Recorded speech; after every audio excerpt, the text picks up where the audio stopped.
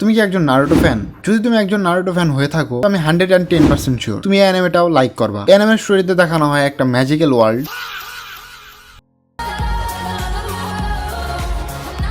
যেখানে কম বেশি সবাই ম্যাজিক করতে পারে, কিন্তু আমাদের এমসি যার নাম আস্থা, ও একেবারেই ম্যাজিক করতে পারে না। অ্যানিমের স্টোরির শুরুতে দেখানো হয় একটি চার্চের সামনে দুটি বাচ্চাকে কেউ বা কারা রেখে গেছে। তো ওই চার্চের যিনি ফাদার ছিলেন, উনি এই দুজনকে মানুষ করে। একজনের নাম আস্থা, আরেকজনের নাম ইউনো। আর ওই চার্চে আস্থা আর ইউনোর মতো আরো বেশ কয়েকজন বাচ্চা ছিল, যাদেরও বাবা মা ছিল না। ওরা সবাই একটা ফ্যামিলির মতো ওই চার্চে বড় হয়। আস্থা এন্ড ইউনোর ড্রিম একটাই, উইজার্ড কিং, মানে জাদুঘরদের বাদশা হওয়া। দুজনের ড্রিম যেহেতু একই, তার জন্য ছোট থেকেই দুজনের রাইভেল। একদিকে ইউনো যে স্মার্ট, হ্যান্ডসাম এন্ড ট্যালেন্টেড, আর অন্যদিকে আমাদের আস্থা যে সব দিক থেকেই জিরো। তো যখন আস্থা এন্ড ইউনো 15 বছরের হয়, তখন ওরা ওদের গ্রিমোয়ার পায়। ওদের সাথে আরো অনেক ছেলে মেয়ে নিজেদের গ্রিমোয়ার পায়। সবাই সাধারণত 3 লিফ ক্লোভারের গ্রিমোয়ার পায়। আর গ্রিমোয়ারের ওপর এই 3টা পাতারই একটা করে মিনিং আছে, যা হলো হোপ এন্ড লাভ। আর আমাদের ইউনো 4 লিফ ক্লোভারের গ্রিমোয়ার পায়, যা বাকি 3টার সাথে গুড লাককেও অ্যাড করে দেয়। কিন্তু আস্থা পায় 5 লিফ ক্লোভার গ্রিমোয়ার, যা বাকি 4টার সাথে ডেভিলকেও রিপ্রেজেন্ট করে। আর আমি আগেই বলেছি, আস্থা একদমই ম্যাজিক করতে পারে না। আর গ্রিমোয়ার থেকে অ্যান্টি ম্যাজিক সোয়ার্ড বের হয়, যা সকল প্রকার ম্যাজিকে কার্ড এন্ড নালিফাই করতে পারে। তো ওরা নিজেদের গ্রিমোয়ার পাওয়ার পর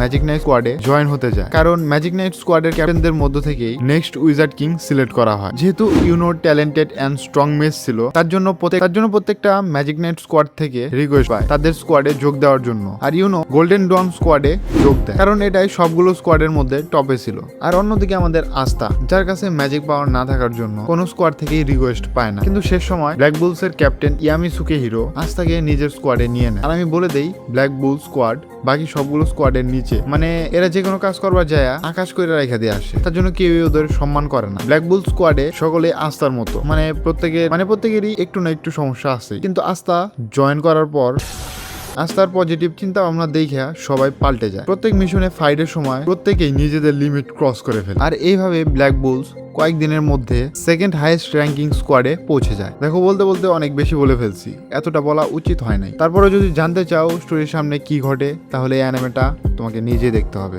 যদি তুমি এই অ্যানিমে এখনো না দেখে থাকো, তাহলে করছো কি, যাও শুরু করে দাও। আর তোমরা যারা বলো বুঝো জোরো কাকাশি বেস্ট অরা ফার্মিং ক্যারেক্টার, তোমরা একটু ক্যাপ্টেন ইয়ামিকে দেখো, তারপর বইলো আসল অরা ফার্মিং ক্যারেক্টার কে। ক্যাপ্টেন ইয়ামি ফাইটিং কম, রোস্টিং বেশি করে। যে ব্ল্যাক ক্লোভার দেখছো তারাই ভালো বলতে পারবা।